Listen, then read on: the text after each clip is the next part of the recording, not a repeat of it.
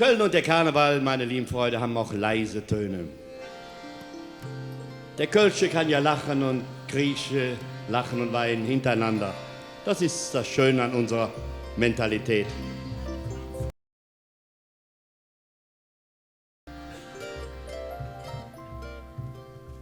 Du kannst Englisch und Französisch, auch noch Spanisch, Italienisch, kennst die Formeln ganz genau und EDV. Du kennst Bosse, Direktore, weißt wer wo und wann geboren. Du weißt alles, ja du bist schon viel zu schlau. Du kannst dürre Ware fahren, wo san ja nichts mit zu sparen. Hast die zick und bis auf Wochen lang ob Jück. Machen über das Finanzamt lachen. Und du meinst, das wär für dich das echte Glück.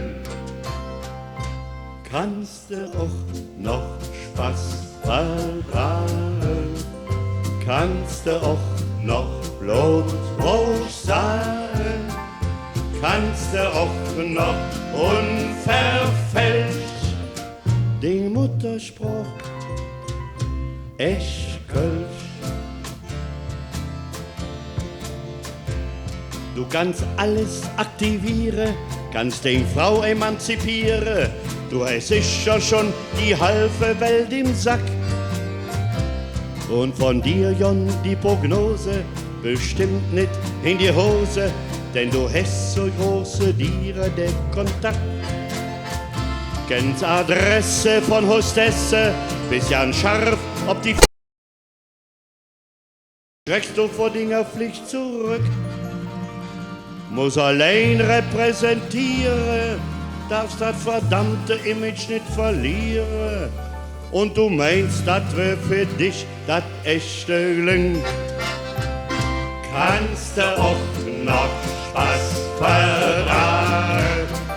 Kannst du auch noch Blutwurst sagen? Kannst du auch noch unverfälscht den Mutterspruch echt? Kannst du auch noch Spaß verraten? Kannst du auch noch Blutwurst sagen? Kannst du auch noch unverfälscht den Mutterspruch echt?